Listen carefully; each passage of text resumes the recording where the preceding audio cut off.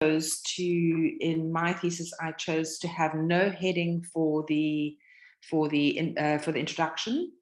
So I'd have the chapter heading and chapter 2, and then I'd have the name of the chapter, and then go straight into the introductory section. And then you'll notice that there are lots of headings and subheadings, and then the final section was called, let's have a look. It was called concluding. And I'll just have a quick look here. I think it was concluding remarks. I just want to check.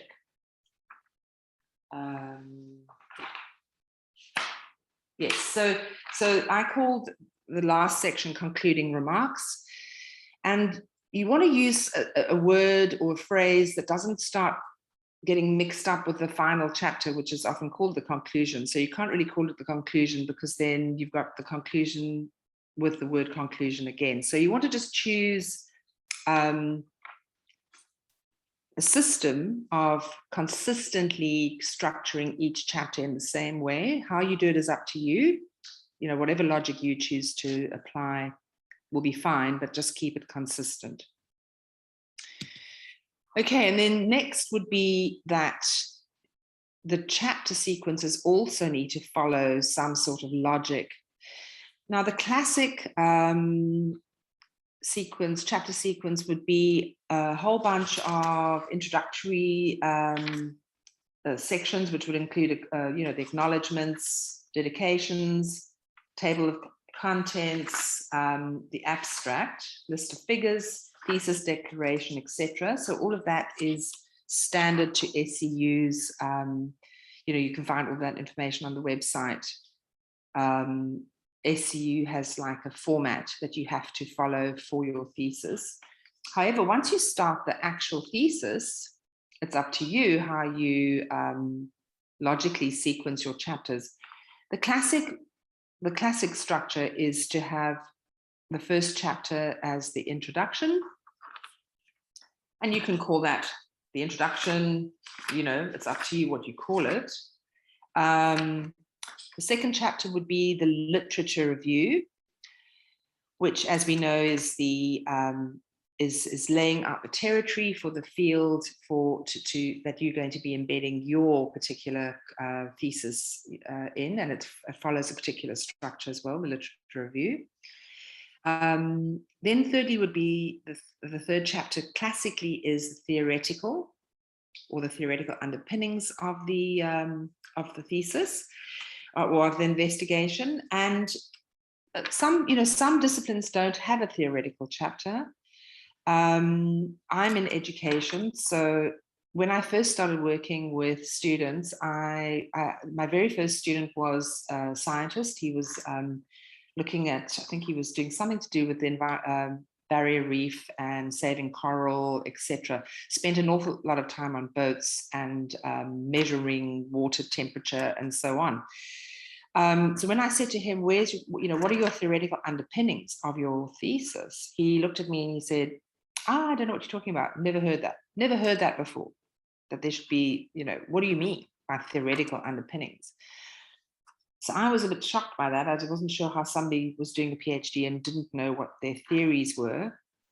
But he, on further sort of investigation, I realized that different disciplines like, engineering or environmental science, they don't really make a big hoo-ha about the theoretical. Although if you question them closely, they will be able to tell you, what they're drawing from, what the provenance is, what is the basis from which you have chosen to draw on in your study. Very often they'll just it'll just be in the literature review. The theoretical will be in the literature review. So just take this as it relates to your situation and your area of investigation. It does differ from field to field, but I think it's really good to actually know what your theoretical underpinnings are because you have them whether you're aware of theoretical underpinnings or not, you certainly do. You've been influenced by theory.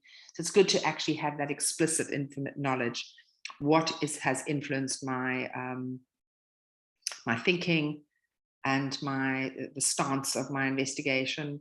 Because if you don't really have that explicit understanding, your authority doesn't come through in the thesis as well as it might. So it's very good to have that solid foundation of what your theories are that you are leaning on in the thesis. Then the fourth one would be methodology. Most disciplines have a methodology chapter. And again, the methodology chapter is heavily theoretical as well. You need to be very clear about what your methodology is, as opposed to what methods you're using. What is your overarching methodology that's driving your thinking and your investigation? Then classically, chapters 5, 6, 7, 8, depending on how much data you have, those are called your data chapters, and they of course are how you are presenting your findings. Very often, if you divide those up into 3 or 4 chapters, you can then take each of those chapters and write articles about them. They're almost like little mini articles. Makes it a lot easier to publish after your thesis is complete and you've successfully got your PhD or your master's or whatever it is that whichever course you're studying. So those also have names. And then finally, the last chapter is your conclusion. And depending on if you're doing a thesis by publication, then it will differ slightly, but your exegesis that goes with that would possibly follow those chapter sequences as well in the smaller exegesis. Okay, so let's move on. A big area of difficulty that people struggle with is around the headings and the subheadings. They basically have put the word accuracy in there because the headings and the subheadings need to accurately provide the scaffold for what you are writing about. So you just need to check that what you've written about, that your heading does reflect what the paragraph or what the section is about, and the subheadings also logically divide that information up. So how many headings and subheadings should I have? My answer is as few as possible, but as many as you need. Now that sounds a bit cryptic, but hopefully it's giving the indication that you need to think very, very carefully about your headings and subheadings. What I like to suggest to candidates is that you have it on a piece of paper, or I'm a sort of a pen and paper sort of person. So I jot things down by hand. I think it just helps my brain work. But obviously you can do it on a computer as well. And I used to do it on a big A4 page, and just looking at the logic, and then it changes as you go through, as you're writing your thesis. You realize, hang on a minute, that needs to go above, that needs to go below, that fits there or doesn't fit there. So you can shuffle around, but your headings need to be very, your headings need to be carefully thought through, and your subheadings as well. Do you have to number your headings and subheadings? No, you do not. Some people think that it's, there's no other way. If you look at my thesis, I have no numbers whatsoever. I only have 2 levels of heading. I've got the chapter heading, and then after that, I only had 2 levels of headings. So that did make it easier, but I was determined not to have numbers. So I ended up really trimming it down and refining my thinking in order to have just 2 levels of headings. So I think the point here is to pay a lot of attention to your headings and subheadings, how you word it, how you organize it. You see, you must just remember that your thesis is a document that your examiners want to be held through reading that process. They will get confidence when they see consistency, the structure is consistent, and then the headings and the subheadings are logical and they reflect what is coming. They'll start reading and they'll very quickly gather that your headings and subheadings are very, very tight, and they will gain confidence in your thesis, and it will make their life a lot easier to give you ticks in the 3 ticks in the top 3 boxes, which is what we all would love to see. So the next big thing is topic sentences and paragraphs. So what needs to go at the start of every paragraph? The answer, as we know, is a topic sentence, which outlines the main idea of the paragraph.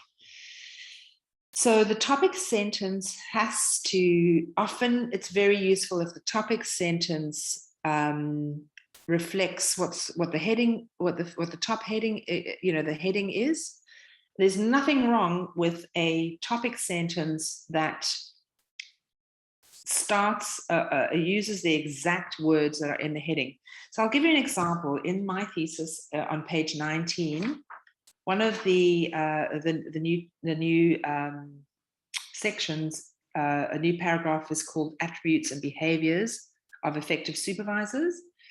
And then the topic sentence reads, over a period of a quarter of a century, there's been a trend in the international literature to focus on the personal attributes and professional behaviors of effective supervisors. So can you see that I have repeated the heading in the topic sentence to some degree?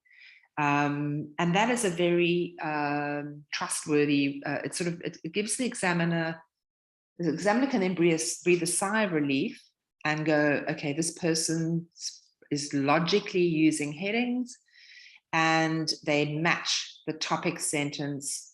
The topic sentence is the signal of what is coming, what's going to be expanded on in the paragraph. And in fact, if your topic sentences are good, the examiner almost only needs to read the topic sentences of every single paragraph and will have a very, very large gist of understanding what your thesis is about. So something that you really do need to go and check, if you haven't started writing, then, write each topic sentence, give a lot of thought to what that is. And if you've written your thesis, go back and check that your topic sentences do indeed summarize the main idea of the paragraph.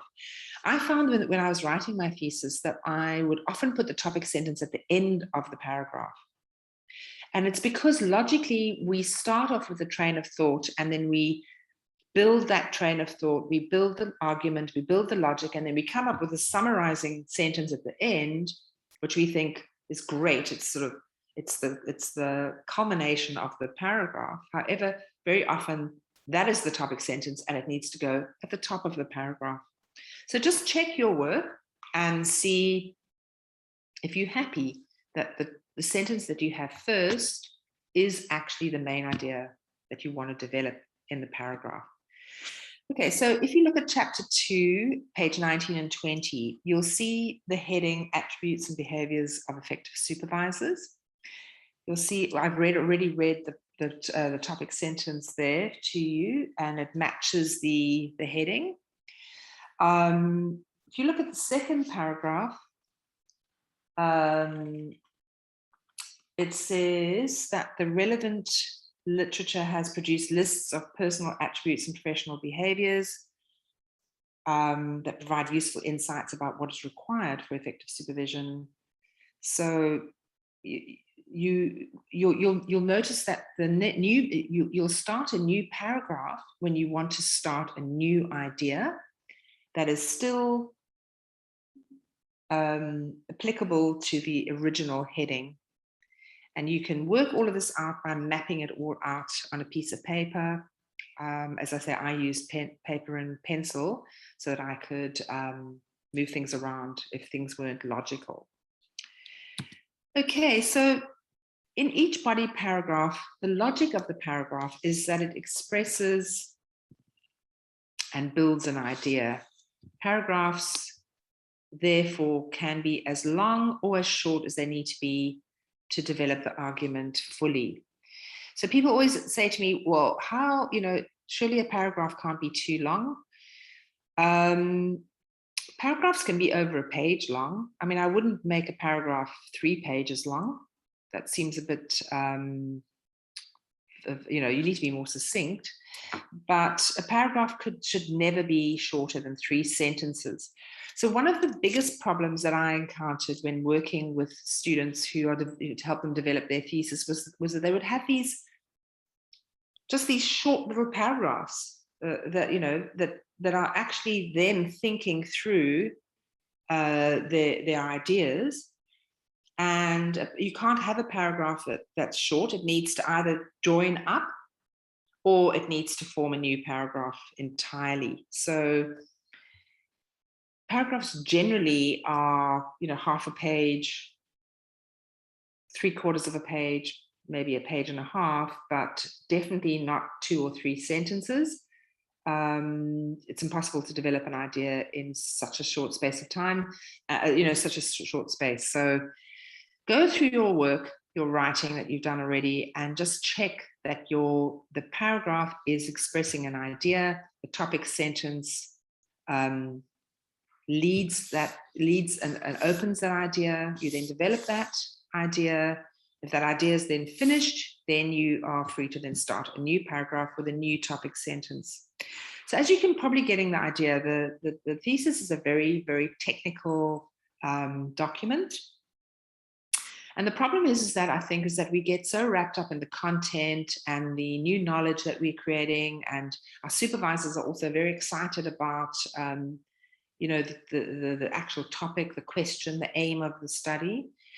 And it's not fun to start thinking about the technicality of the thesis. It's not the fun part of the journey, is it? But unfortunately, it is at the end of the day, it's the bar that we need to or the hoop that we need to jump through in order to be awarded the PhD. The thesis has to be of a certain standard and follow certain conventions. Okay, so no short paragraphs and tight paragraphs that are logically linked throughout the chapter. Okay, so what's the next? So this gives us an example. I just want to move that over there. So what do the colors on the screen represent? Okay, this is just a little piece of writing that is, it's from a book by Turner Island, Kreenis and Poynton. It was about group strategy. So the black writing at the top, so the strategy the group used was to allocate roles. The strategy was mainly to nominate a group leader who organized and delegated the work evenly amongst the members. That's the topic sentence. And so we have a heading called group strategy. And then we have a topic. Sometimes topic sentences require 2 sentences. That's absolutely fine as well. So the topic sentence of this particular paragraph was about allocating roles in a group. And it was was mainly to nominate a group leader to organize and delegate the work evenly amongst the members. So that now we know what this paragraph is about. Then we've got the red section. It says one of the benefits of having roles is it helps groups to achieve their goals, and there's a reference. Then we've got a blue section that says one of the downfalls of role allocation. And then we've got an orange section that says overall this was a useful strategy. And then finally the green section is in the future when participating in a group, etc., etc. So you can see by these different colors the logic of the paragraph. You've got the black part, as I said, is the 2 sentences are the topic sentences. And then you can see the red section is showing me the benefits. The blue section is showing the downfalls. The orange is showing overall. And then the last section is showing the concluding sentence is about what's going to happen in the future. So this just gives you an idea of the way that you build the argument in a paragraph. You've got to be very, very technical when you look at your paragraph. You maybe start writing and then you've got to go back and you've got to say, okay, where's my topic sentence? Where's my logical building of unpacking the information that I want to present in this paragraph? And you use these pointers. So one of the benefits, one of the downfalls, overall, and then summing it up, furthermore, in the future. Use these linking words like furthermore, in the future, and so on. These linking words are absolutely critical to link each sentence and to give the logic of the paragraph. Sorry, let me just...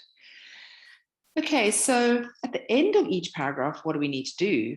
We need to have a concluding sentence to bring the reader the main take-home message or the summary of the paragraph, or to seamlessly link one paragraph to the next. This is called a segway. And it's a fun thing to do, actually, is to look for segues in your paragraphs. Try not to be, they need to be very elegant, intuitive, creative. They don't always come, but writing that's sort of very clunky seems to have very obvious segues, but it's very fun when you get a beautiful, elegant segue sort of that happens naturally. So I'll give you an example, again on page 20 of chapter 2. The last sentence of the paragraph reads, fundamentally, the application of lists of positive personal attributes and professional supervisory behaviors as guides to best practice and doctoral supervision is insufficient because such lists do not address how rapport and successful supervisory relationships might be developed and maintained. So this section was clearly about lists. And then the next paragraph, the first sentence says, easily overlooked when the focus is on lists of the personal attributes and professional behaviors is the role played by supervisors in providing candidates with personal support during candidature.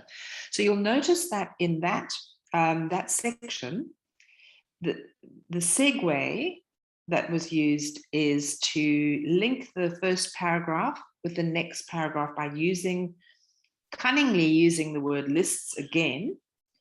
And also that sentence repeats what the heading is. So the heading is personal support in supervisory relationships. And in the topic sentence, you'll see that that phrase is used again in the topic sentence. So that section is quite gives an example of both how to segue from one paragraph into the next, and also how to have a concluding sentence, and also how to have a topic sentence that matches and resonates with the heading of the section. So there's a lot of bang for your buck in that particular section. Right, so I'm going to move this back up here. Okay, sorry guys. Okay. Okay, so the next section that you're going to need to have in your academic writing, your thesis, or even your publication, your paper that you're writing, is you want to make use of signposting.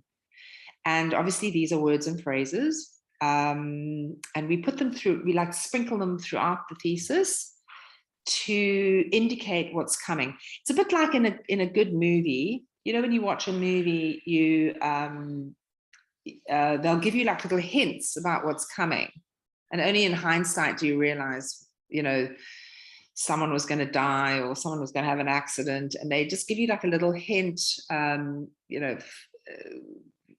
few minutes or before that thing happens, and then later you realize, they were signposting what was going to, or they'll change the music or something, and you'll know something, something's going to happen. Well, it's the same in the thesis. We don't use music, obviously, but you use very judiciously use phrases to signpost what's coming down the line in the thesis. So in that, if you go back to that original little piece of writing about the group allocating roles, those phrases, one of the benefits, one of the downfalls, second, overall, furthermore, etc., those are the words that we use to signpost. And you can go back and put those into your thesis sort of almost as technically. Once you've done the creative writing part, you then just go back and add these linking phrases that what it does, it takes the mental work that the examiner or the reader, it takes that away, because the reader then is led through the paragraph, and the logic of the paragraph is revealed by the author, and doesn't leave it up to the reader to make those connections and those links. It's done for you, and then the reader can concentrate on the content of the writing and not on the structure of the writing and the logic of the writing. So it's just facilitates the absorption of the content, which makes the examiner happy, believe you me. So it just takes some of the, because there's nothing worse for an examiner or reader to not know what's going on in your writing. They just can't make sense of it. It's a lot of information, but none of it is, very clearly, logically building towards a final point. So you do that for the reader, and that's one of the marks of really good writing. Okay, the next essential point is to get the tenses right, which is such a difficult thing in the thesis because it's so confusing. So the simple rule is to use present tense in your thesis, except you use past tense when you write about your findings. And the logic of that is that you have done your data gathering, or your experimentation, it's all in the past. So when you are referring to your findings, you use past tense, but use present tense when writing about other authors' findings. So an example from which I've just taken from page 160 in my thesis is, and this is it's like a mind game, as you'll see as we go through it. So I'll just read it. The co-creation of the thesis is collaborative in nature. So that is a general statement. It's not a finding. It's just it's a statement from the literature. The co-creation of the thesis is collaborative in nature because the student and the supervisor are working together to create the thesis. So that's going to be the present tense. In the next sentence, the key factor in the present investigation. So as you can see there, I use the term, the present investigation was like a signal to the reader. I'm now talking about my study and my findings. So the key factor in the present investigation was the demonstrated equality between the supervisory pairs, which is consistent with Arnold's argument that both the supervisor and the candidate's ideas should be seen as equally valuable. So can you see in that sentence using past tense and present tense, because you're using the past tense when you refer to what you found, because you found that there was equality, or rather, in this particular study was found that there was just demonstrated equality between the supervisory pairs. Then you link it to the literature, which then goes into the present tense. So it's just backing up the finding with what's out there in the literature, and the tenses then change. And then the last sentence, the insights in the present investigation build on Arnold's argument, showing the subtle role that collaboration plays in good supervisory relationships. So go through your work, read it out loud, and just check to see that you're using past tense for your findings and present tense when reporting from the literature. Okay, now I just want to move this thing quickly. I just don't know how to get that back up there. How do I do that? Sorry, guys. I've got all the participants. Okay, there we go. Perfect. Okay, so now we get to this very scary concept called voice. So I don't know whether your supervisors have said to you, your thesis needs, I want to hear your voice in the thesis. I can't hear your voice yet. They say things like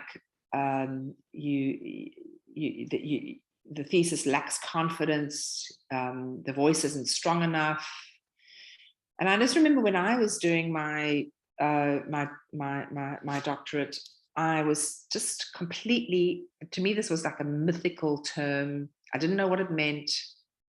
I certainly didn't know how to do it. I didn't know how to put the voice into the thesis. So I've unpacked it into 5 parts, really. So if we just start, let's just start at the bottom on the left. If we look at methodology, methodology, the style of writing, your point of view, the theoretical, and the confidence and the tone is what creates voice in the thesis. Those things somehow, it's like put all those things into the pot, and somehow you come out with the product voice in the thesis. So let's just have a look at each of those in turn. Basically, voice is you taking ownership and power and being empowered in your thesis, in the writing of your thesis. So if you constantly are referring to other people's work and deferring to the literature, to references, and citing other people's work in your writing, then what you really are doing is you haven't got the confidence at that point to take charge of the thesis, so to speak, and use the citations and the references to support your argument, which then is your voice that's coming through. So if we just start with methodology, the fact that you've chosen a particular methodology, I mean, there are literally thousands of methodologies out there. There are books written, tomes of books written on methodologies, quantitative, qualitative methodologies. So each methodology is a point of, it's a way of seeing the world, it's a paradigm. And the fact that you chose a particular methodology means that you feel comfortable with it, and so that's part of your voice. It's part of the flavor of your work, your research. It's where you put your stake in the ground. It's you feel comfortable with what those people that are using that methodology. And as you go forward as an academic, they'll become your tribe. Your academic tribe, so the people that use certain methodologies. So understanding your methodology and then sort of engage, loving your methodology is very important in voice. And then style would be how you write. It's your style. You need to feel confident and comfortable with your style of writing. That might be very different to your supervisor's style of writing. It might be different to other people that you read, styles of writing, but you need to become happy to own your style of writing, and not make excuses for it, or try and sort of stifle your style of writing. You also need to be aware of your point of view.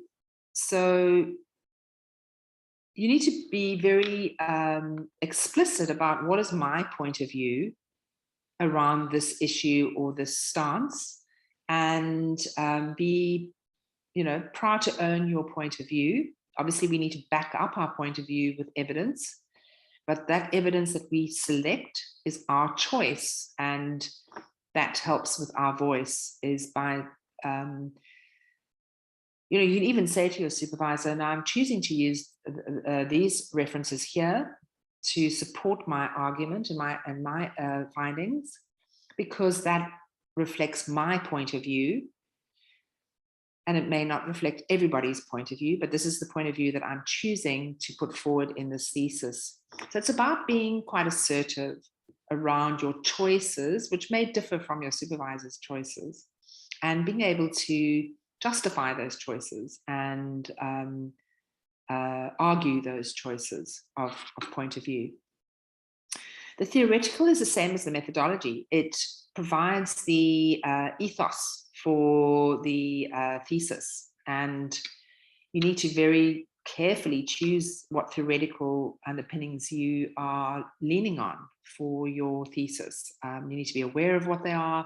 It could be 1, 2, or 3 different theories. They need to elegantly work with the methodology.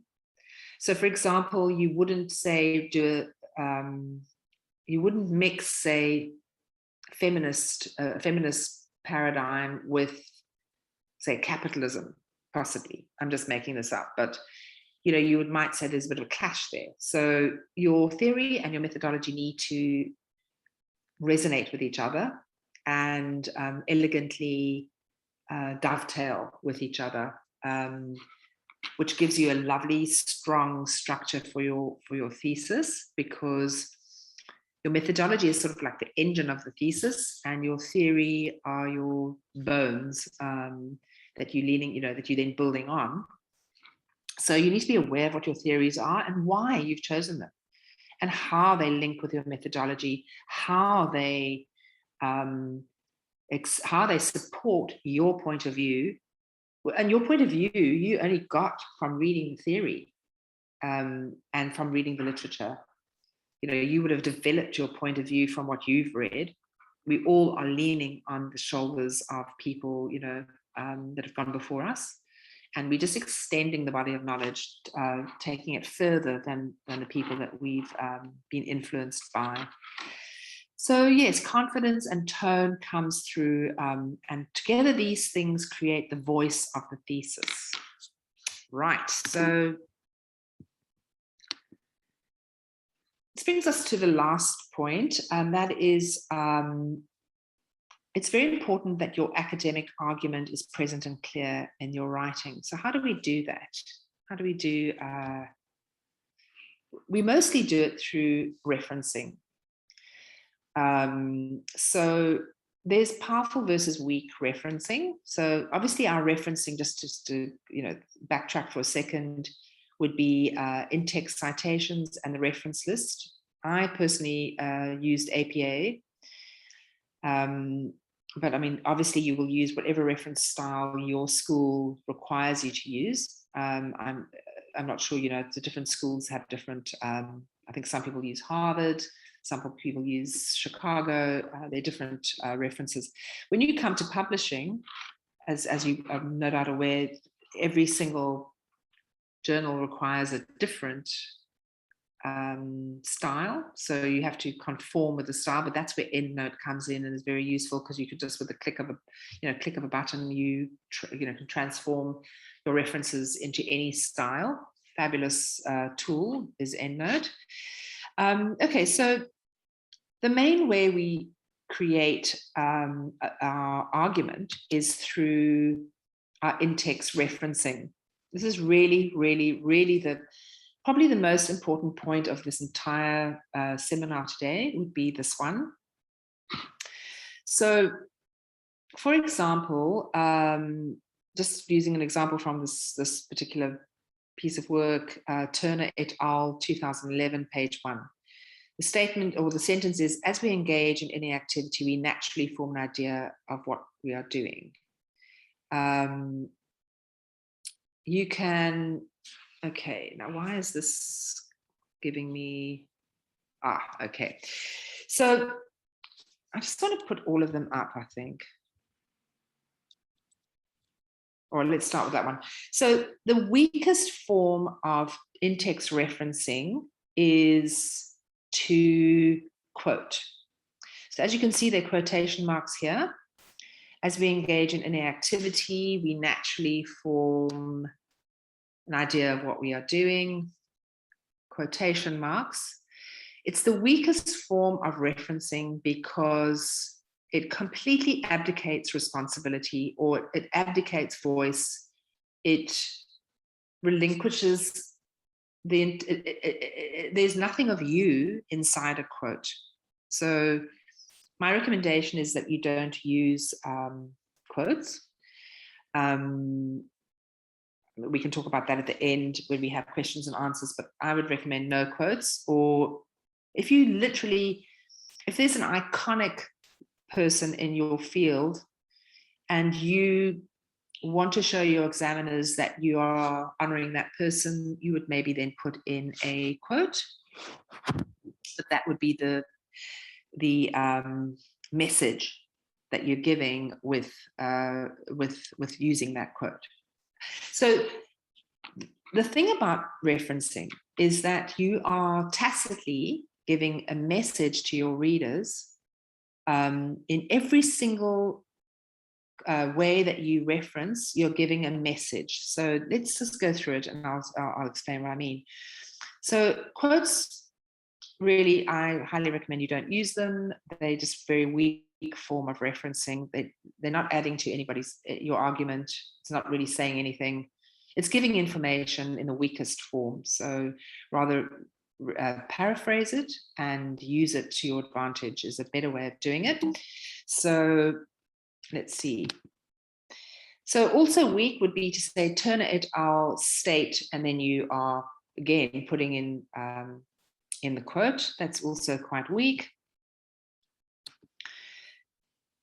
Okay, so a stronger way of referencing would be to say Turner et al. Suggest that this type of engagement assists in forming perspectives about the activity one might be involved in. So you are now taking charge of this reference. You're massaging it, you're molding it, you are using it to back up your argument, and you're providing some evidence for your argument. So you've said something, and then you say Turner et al. Suggests that this, so in other words, you're saying this is supporting me. So that's a bit stronger. You can also go Turner et al. Argue this type of engagement assists in forming perspectives about the activity one might be involved in. So again, can you see that that you're using different verbs here? So the use of verbs is absolutely critical. Every single reference has got a verb in it. So Turner et al., they're doing something. They're either suggesting or arguing. So the choice of verb that you use in your referencing is up to you. It's your message that you're giving to the reader, and that is how you create your voice and how you take charge of your writing and your thesis. Okay, so this next one, this type of engagement assists in forming perspectives about activity that we're involved in. And then you've got the reference Turner et al. That's weak as well, because you are making a statement, you've paraphrased it, but there's no verb there, so you're not showing what you want to say about the reference. You're just merely providing some information.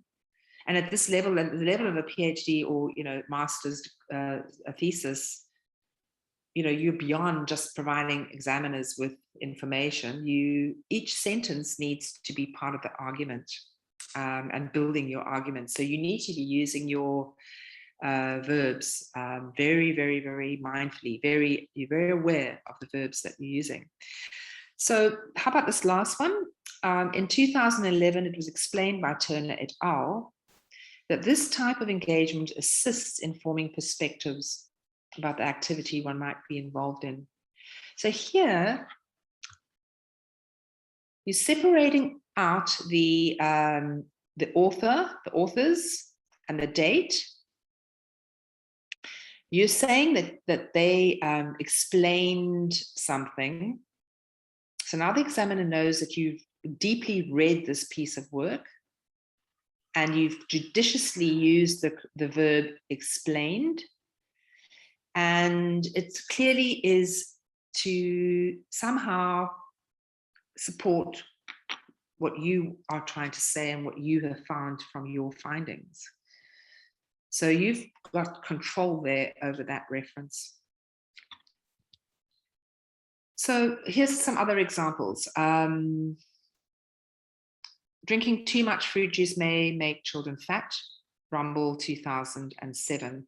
That is just a statement with the author. Just quickly move that.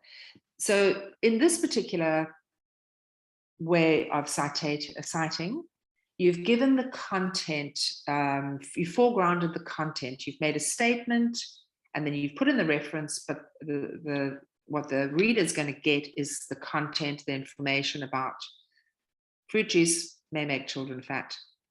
The second one, you've got Rumble 2007 explains that drinking too much fruit juice may make children fat. So here you've foregrounded the author.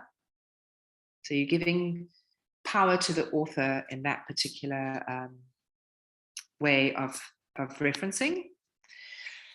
In this one, you've said, in his longitudinal study, 2005 to 2007, Rumble 2007 found that drinking too much fruit juice may make children fat. Here you foregrounded the study because you've separated out you've given a bit of information about the study, and you obviously, in your wisdom, you've decided that's important. You want to say something about the study. Maybe you want to show the examiners that you know about the study. It's an important study. And then the last one would be, children may be fat because they're drinking too much fruit juice. And this is consistent with Rumble 2007. This is your point of view, and you're simply backing it up with Rumble's findings. So in every single one of your citations, you need to explicitly know why you are using content, or the author, or the study, or your point of view. All of those are good and correct. You can use those, sort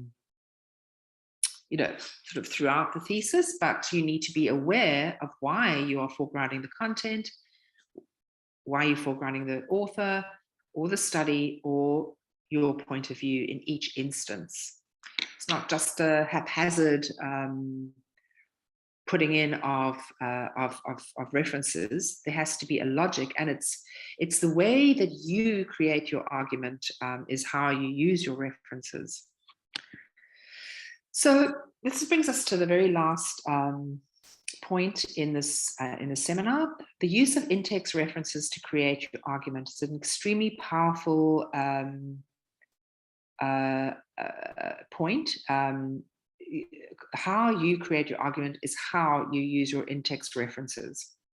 So what I highly recommend is that you make a list of verbs on a piece of paper. I used to have my list sort of pinned up on my notice board next to my desk. That list used to grow, and I used to skim through other people's theses or just papers that I'm reading, and add to my list of verbs. I eventually had probably 100 verbs on a piece of paper that you then can use. You can read through your list and go, which is the right word that explains the right verb that explains what these people did in this study. So, for example, an activity would be to find the verbs used in each reference or citation in chapter 2.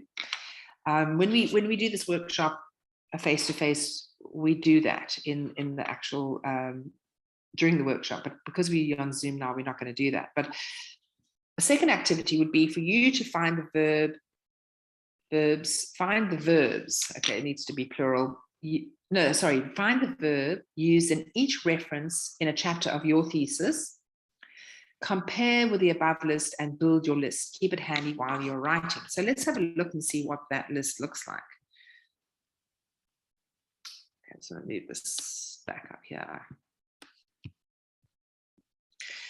Okay, so you're going to use each verb to show that you've actually read and understood the reference very deeply, and to nuance your meaning. So you're going to massage the reference for your argument. Now, that doesn't mean that you are, how can I say this? It doesn't mean that you are, what's the word I'm trying to find here? You're not trying to misrepresent the reference. You're not trying to lie about the reference, but you're interpreting the reference, and the verb that you use massages the meaning that you are attaching to that reference. So in my chapter 2, you'll see that there's the word argue, according to, noted, provides, found, report, suggest, address, observe, describe, show, draw on, explain, assert, recognize, outline, state, highlight, identify, emphasize, link, crystallize, criticize, explore, point out, refer, and elaborate. Those are the verbs that were used for the references in chapter 2. Now, if you start building your list, you'll find that list will grow and grow and grow. So a very, very weak way of referencing is to use, repetitively use, say, the word found, explain, explain, explain, explain. They're like 3 words, 3 verbs are used only. The verb depends on what the article is about. So if it's a what do you call it, what do you call it when you have if it's a piece of writing that's sort of it's just giving a outline, or it's an information piece, you wouldn't use the word observe, say.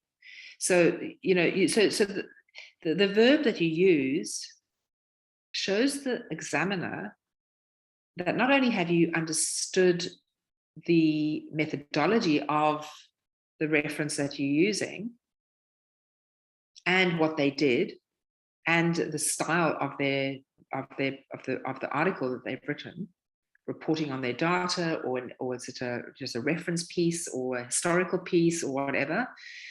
But it also shows the examiner that you are nuancing that reference to support your argument, which again is what gives you the voice in the thesis. So the stronger your references are, the stronger your voice is, because we don't want to we don't want to defer to the literature that we're using in our work. We just want to use the references to support and provide evidence for our argument, our point of view, our findings, our contribution to the body of knowledge. The original and significant contribution that you're making needs to be supported by the literature. But the way you use the verbs gives you the authority that you're looking for in your use of references. So references is a very subtle, very powerful, quite fun actually way of creating your argument in your thesis and creating your voice and creating a fabulous piece of work that you will be proud to put out there, and which people will feel, inspired and confident to read as something that you've contributed to your field. Okay, so coming to the end of this now, I'm going to leave some time for questions. So just a personal checklist. you're going to ask yourself, I have an introduction and a conclusion to each chapter. Each body paragraph is addressing a different idea, summarizing, actually, what did I say here? Can't read it. Summarized by the topic sentence. So every body paragraph is summarized by the topic sentence. Topic sentence goes first. I've included references in each body paragraph. Well, judiciously, just check that if you have referenced someone else, that you provide that reference. Or the idea comes from someone else that you've provided that. I've checked all references via whatever style it is that you are using. So you just check that you're using the style correctly. I have read my work out loud and it makes sense. I've checked my spelling, punctuation, and grammar. You could add tenses there as well. I do not have overly long sentences. Long sentences are better just divided by, cut in half and take the and away and put a capital and start a new sentence. I do not have paragraphs that are less than 3 sentences long or fewer than 3 sentences long. That is not a paragraph. It's thinking aloud, and you need to pop it in wherever it belongs. Terms are used consistently, and you haven't used any contractions at all in your thesis. And what I strongly suggest is that whatever writing that you submit to your supervisors, that you make it as clean as possible. So even though if you're right at the beginning of your writing, you're writing just an outline or whatever it is that you're doing, check that you have given your best work, because what happens is your supervisor will read, if it's messy and scruffy and there's spelling, punctuation, grammar errors everywhere, long sentences, paragraphs that don't have topic sentences, the supervisor's brain can't help but try and fix those things first. And it becomes extremely annoying when you give all this feedback to the student, and then next time, the next draft, lo and behold, there are all the same errors, these housekeeping errors, and the student hasn't actually embedded or done any of those changes. It's not a good look. Be meticulous about presenting everything that you submit to your supervisor in the best, put your best foot forward each time. It will go a long way to making that relationship smoother. Common errors: don't confuse methodology and methods. There are gazillions of methodologies out there, but there are only like 3 or 4 methods, and all the methodologies use those methods. So whether it's a questionnaire, whether it's a structured or semi-structured interview, whether it's using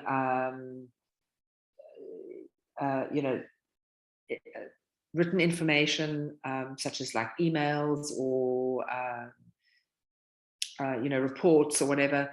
There are only about 4 or 5 methods, but as I say, there are a lot of methodologies, so don't confuse those 2 words. When you're talking about methods or you're talking about the methodology, make sure that you know the difference between those. Correct use of et al. Check your style and check your referencing, make sure it's accurate right from the beginning. One font throughout. Font size can change. Don't change fonts throughout. It might look attractive, but it's not the convention. So just stick to, usually it's Times Roman. I think for SCU it is Times Roman. Times Roman throughout. Font size can change. No italics or bold in your thesis anywhere. Do not insult your examiner by trying to highlight something. It's like, just in case you missed this, I'm going to put this in bold because, or I'm going to put this in italics because I don't want you to miss this. Your examiners are highly intelligent. They probably the leaders in your field. So don't insult them by trying to draw their attention to something. They'll pick it up by themselves. So no italics. So anytime you use italics is when you are writing Latin. Or you might use italics, say, for example, if you've got quotes, you've got interview data and you wanted to sort of differentiate between the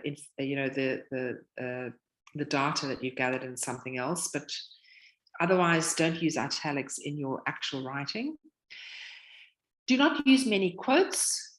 None would be good. But, you know, as I say, if you absolutely feel impelled to use a quote, then be very clear as to why. What is the message you're giving the examiner? Why are you using that quote? Is it maybe to name drop that you know, was it maybe just to give like an ethos, perhaps? Do you highly respect this author? And then the last one, don't teach your examiner by explaining what is known in your field.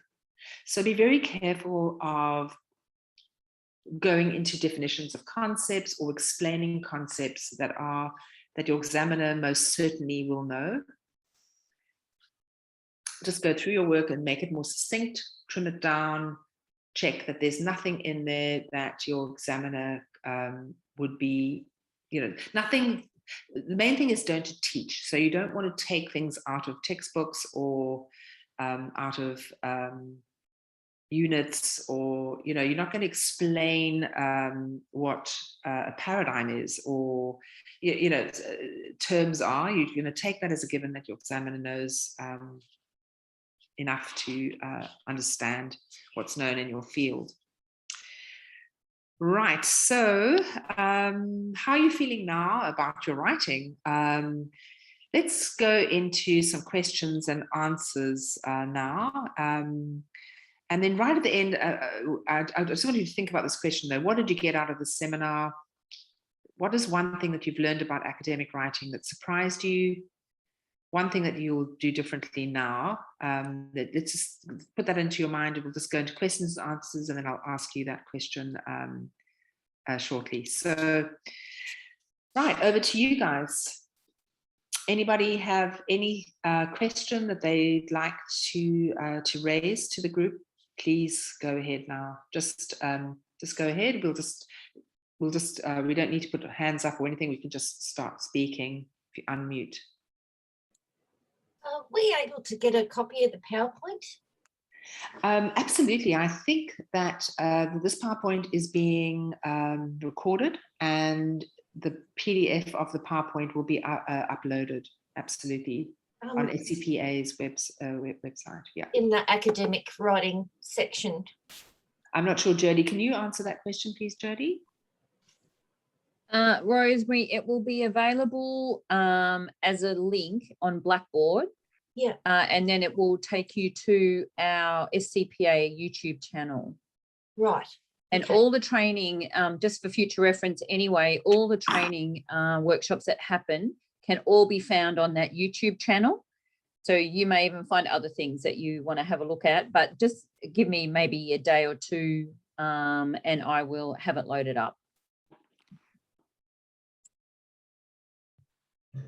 Anything else from anybody else? Yeah, I just got a question. Thank you, Alison. Just in relation to your last point about the not teaching, so I'm just, what about sort of when you're describing statistical methods or things like that? I would be very on the side of less. Mm-hmm. So just say to yourself, my examiners are experts in the field. What is adding to the thesis? What is adding to the argument of the thesis? What is explaining my methods, my rationale for using this particular the choice that I made? But don't go into explaining what it is in any great detail. You might want to summarize it in 1 or 2 sentences.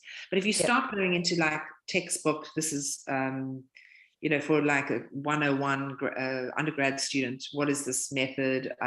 If you start feeling that you're going into that, then you've gone too far.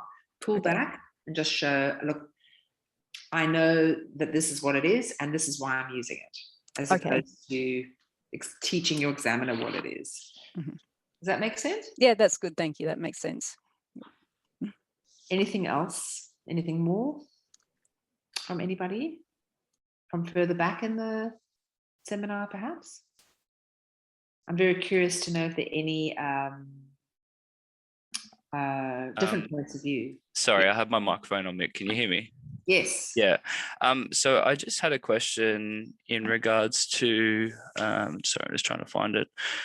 When you were mentioning subheadings, like as a supervisor, as an examiner, do you find that more subheadings sort of indicates flow in aptitude or like a lack of confidence? So that you mean two different things. One is flow and the other one is lack of confidence. Well, do you find that if somebody has more subheadings, they don't have good, I don't know, Confidence. yeah, or their flow isn't very good in a way, like they have to have everything mixed up? Exactly. I actually agree with you. I think that if you've got so many subheadings, what you're doing is those subheadings are actually the topic sentences of paragraphs. And what the examiner is looking for is an overarching concept that then is unpacked through the paragraphs. So I think people overuse subheadings when they really want to make paragraphs and use those subheadings as their topic sentences. So subheadings sort of are a weak form of scaffolding the section. So they just need to be used very judiciously. So if you've got a subheading and you've gone through three points, say paragraph 1, paragraph 2, paragraph 3, make very sure that the next subheading isn't perhaps part of the previous one. Okay. Just double check the logic. Take a step back and go, okay, so what is the subheading really doing? Is it actually part of the previous topic, or is it actually a brand new one? And if you can't avoid it, then you have to use a subheading. But try to avoid them as much as possible and let it flow. Otherwise, it reads like an outline, Okay. the first draft. Yeah.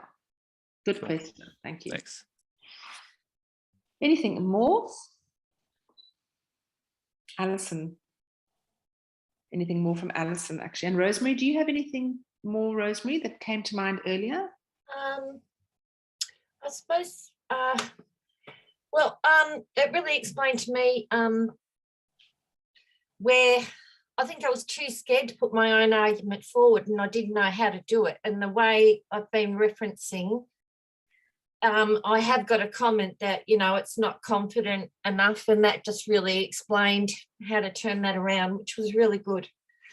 Good. Yeah. Supervisors tend to sort of make these statements, but they don't really explain how you fix it. Yeah, exactly. Yeah. It's just, your voice needs to be stronger. Okay, how do I do that? Yeah, that's right. I know they've got a lot of things to mark, but that kind of explanation actually tells you what direction to go in. Yeah, no, it's about unpacking it and making it explicit, and then you just have to go through and do it in your writing. Yeah. Yeah. So I'd love to get anybody. Can anybody say, is there something that you would do differently now? What is the one thing that you would maybe change or that you've learned? If anybody would like to just share that. Probably my tenses, I think. I probably, on reflection now, I'm probably using a bit more, jumping between tenses more than I probably should. Right. Yes. It helps if you just follow that rule, present tense for everybody else, past tense for me. Makes it a lot easier to read as well for the examiner. Yeah. All right. Well, if Jody, I think if everybody's happy we'll close the meeting, but I just wanted to say thank you very much for the opportunity to share these things with you. I think it's really important to acknowledge how stressful this writing is.